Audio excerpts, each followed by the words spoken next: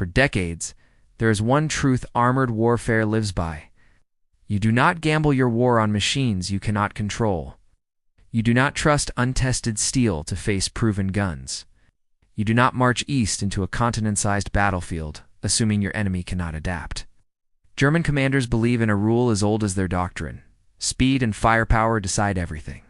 If you move faster, if you strike harder, the enemy collapses. This rule builds the Blitzkrieg. It smashes Poland in weeks. It breaks France in 40 days. It convinces an entire generation of officers that Soviet armor clumsy, outdated, poorly led will fold the moment German panzers appear. The intelligence briefings confirm what they want to hear. Soviet tanks are thin-skinned. Soviet crews are poorly trained. Soviet industry is backward. On paper, the Red Army's armored force looks like a museum of mistakes. So when German units cross the border in June 1941, they expect targets. They expect easy kills. They expect another fast campaign. But in the summer of 1941, on the vast plains and forests of the Eastern Front, one machine shatters that rule. One shape appears through smoke and dust.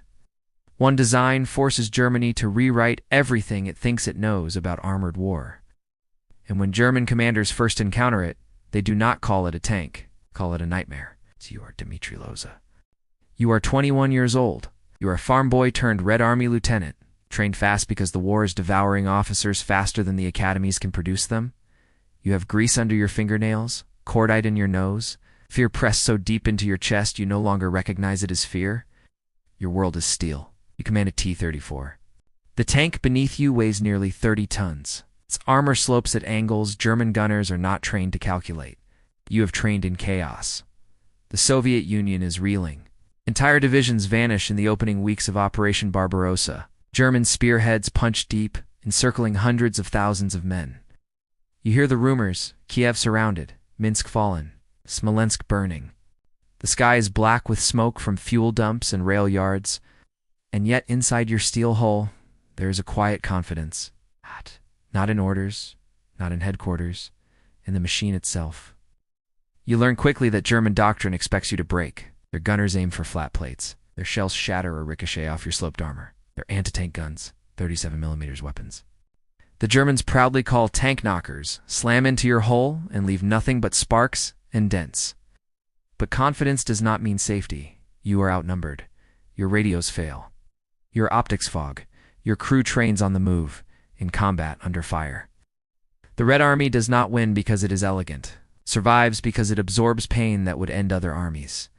And then, in the autumn of 1941, near the approaches to Moscow, you and your unit roll toward a German armored column that does not yet understand what is about to meet it. This is where the rule breaks. The air smells of wet earth and burned oil. You feel the vibration of the engine through the soles of your boots. Your gunner breathes fast. The loader grips a shell weighing nearly 7 kilograms. Your driver peers through a narrow vision slit smeared with mud. Ahead, at 1,800 meters, you spot the first silhouettes Panzer. II is a few Panzer IVs. Infantry trucks clustered behind them. The Germans are advancing in column, confident, methodical. They believe the ground belongs to them. You order the tank forward. The range closes. 1,500 meters. 1,200 meters. 900 meters. German gunners open fire first. You hear the metallic crack of incoming rounds. One shell slams into your glacis plate. The impact rings through the hull like a hammer striking a bell. The armor holds. The shell shatters. Another hit. Sparks fly across the periscope glass. No penetration. Your gunner does not wait. He fires. The recoil slams backward. The tank rocks. The shell streaks across the field and punches through the turret ring of a Panzer III at roughly 800 meters. The German tank jerks, then stops. Smoke pours from the hatches. You order another shot. A second Panzer catches fire. Flames curl from its engine deck. Crewmen spill out, uniforms ablaze. One stumbles, collapses. The smell of burning fuel cuts through the air. German return fire intensifies. Anti-tank guns deploy on the flanks.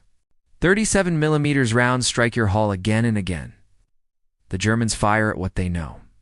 Flat armor, direct hits. You feel the vibrations, the violent percussion of steel on steel.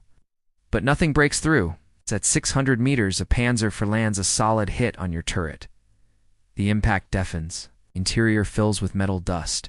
Your ears ring, the loader swears, the armor holds. You push forward. Your engine growls. Tracks churn mud and broken branches. The T-34 surges where German vehicles bog down. You close to 400 meters. Another German tank explodes. Then another. The German column begins to fracture. Drivers reverse. Infantry scatter. Officers shout orders that no longer match reality. Their gunners aim desperately, firing faster, missing more. They have never faced armor they cannot reliably kill at these ranges. Inside your tank, the heat builds. The engine roars. The smell of cordite burns your throat. Sweat runs down your back despite the cold outside. Your loader's arms tremble with fatigue. Your gunner's eyes are red from smoke and concentration. A German 50mm shell slams into your side armor at roughly 300 meters. The impact punches a dent deep into the plate. Interior shudders. For one heartbeat, you think this is the moment it goes through. It does not. The shell fails to penetrate. The German gunners stare at a machine that should be dead. Their doctrine tells them this tank should burn. It does not. You advance to 200 meters. At this distance, your gun is devastating. You aim at command vehicles, at fuel trucks, at the thinly armored flanks of the remaining panzers. One hit flips a truck into a fireball. Another shells detonates ammunition racks inside a panzer. The explosion tears the turret free. It lands meters away in a cloud of smoke and dust. German resistance collapses. Units pull back in confusion. Some attempt to flank you, but your wide tracks keep you mobile where their vehicles sink. You pivot, you fire, you advance again. For the first time in this war, German armored troops experience something they have inflicted on others: helplessness. They cannot understand how you survive, cannot understand why their guns fail. They cannot understand how a machine built by the enemy dictates the fight. And here, after the smoke clears, after the field falls silent except for burning engines and distant gunfire, comes the revelation. The enemy does not just fear your tank, they fear what it represents. If this machine exists in numbers, if it can be produced faster than Germany can destroy it, then Blitzkrieg itself is in danger. Mid-roll CTA, if you find this kind of forgotten history as fascinating as we do, we'd be honored if you'd hit that subscribe button. We believe these stories of courage, sacrifice, and battlefield genius deserve to be told. And by subscribing, you help us ensure they aren't forgotten. The fighting continues for hours. German artillery eventually forces your unit to withdraw. You do not win the day. The war does not stop here, but something irreversible has happened. Word spreads through German ranks. Reports filter back to headquarters. Panzer commanders complain their guns cannot kill the new Soviet tank. Anti-tank crews nickname their 37mm weapons door knockers because they knock uselessly against the T-34's armor. German engineers scramble. New ammunition is rushed forward. Larger guns are requested. Design bureaus begin sketching heavier tanks with thicker armor and longer barrels. The Panther and Tiger are still on drawing boards, but the panic has begun. You retreat with scars on your hull and smoke in your lungs. You reload. You refuel. You fight again days later and again after that. Each engagement hammers the same lesson into the enemy. This is not the war they planned. At 1,000 meters, their shells bounce. At 800 meters, their hits fail. At 500 meters, their confidence breaks. And in the frozen months that follow, as the front lines stiffen and the winter devours engines and men alike, German crews whisper about a tank they cannot kill unless they catch it from the side. From behind, at close range, with guns brought forward under fire, the T-34 is no longer a rumor. It is a presence, a shape in the smoke, a sound of engines in the fog. And the moment Germany realizes this machine is a nightmare, the war begins to change. What the German high command does not understand at first is how deep the shock runs. This is not a single tactical problem. This is a strategic wound.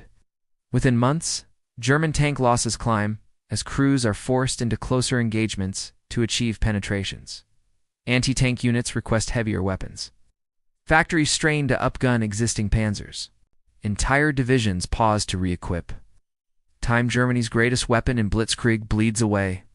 What they did not know was that the T-34's design philosophy would reshape armored warfare worldwide. Sloped armor becomes the new standard. Wide tracks become essential for mobility. Diesel engines gain favor for survivability.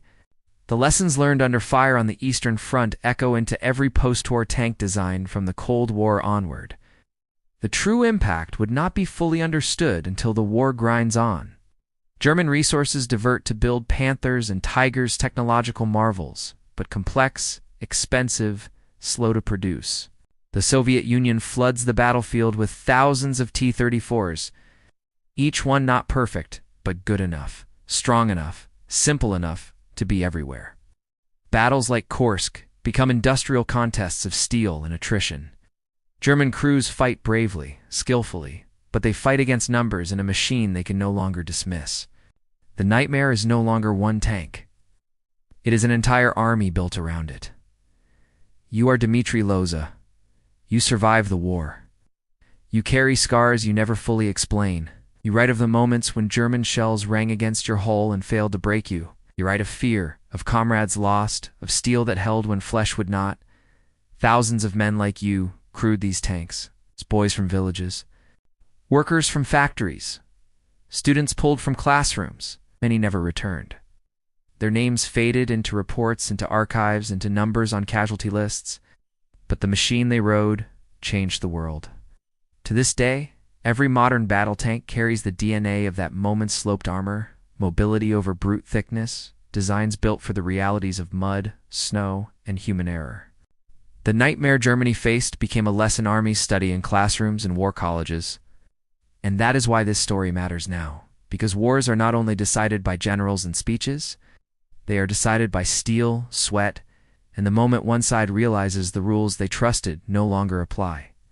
If this story moved you, please hit that like button. Every click tells the algorithm this piece of history is worth remembering. We're dedicated to rescuing these forgotten stories from the archives. If you want to join us on this mission, please subscribe and turn on notifications. Where are you watching from? Drop a comment with your city or state and tell us if someone in your family served. Thank you for ensuring that Dmitry Loza and the countless unnamed crews of the T-34 do not disappear into silence. They deserve to be remembered.